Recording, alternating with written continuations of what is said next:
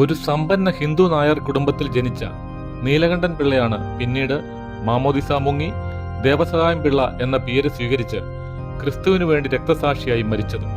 ജ്ഞാനസ്നാന സമയത്ത് അദ്ദേഹം സ്വീകരിച്ച പേരാണ് ലാസർ അല്ലെങ്കിൽ ദേവസഹായം. ഗോഡ്സ് ഹെൽപ്പ് അല്ലെങ്കിൽ ദൈവത്തിന്റെ സഹായം എന്നാണ് അർത്ഥം. ഇന്ന് തമിഴ്നാടിന്റെ കീഴിലുള്ള കന്യാകുമാരി ജില്ലയും അന്ന് തിരുവിതാംകൂറിന്റെ ഭാഗമായിരുന്നു.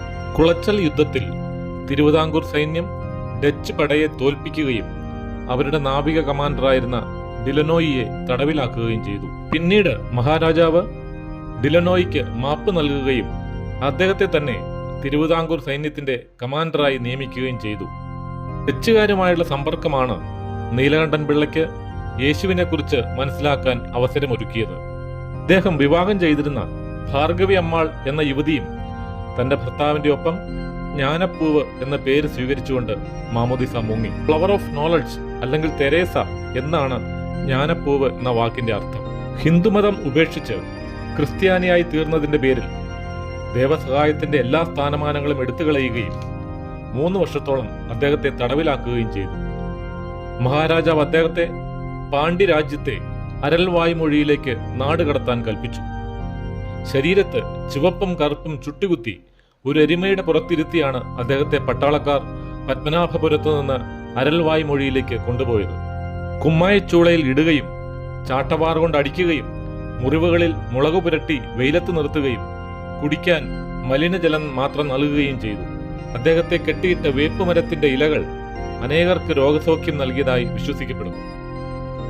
യാത്രക്കിടയിൽ തക്കലക്കടുത്തുള്ള പുലിയൂർ കുറിച്ചി എന്ന ദേശത്ത് വെച്ച് അദ്ദേഹത്തിന് ദാഹിച്ചപ്പോൾ നിലത്ത് മുട്ടുകുത്തി പാറയിൽ മുട്ടുകൊണ്ടിടിച്ചപ്പോൾ അവിടെ നിന്ന് നീരുറവ പുറപ്പെട്ട് അദ്ദേഹത്തിന്റെ ദാഹമകറ്റി.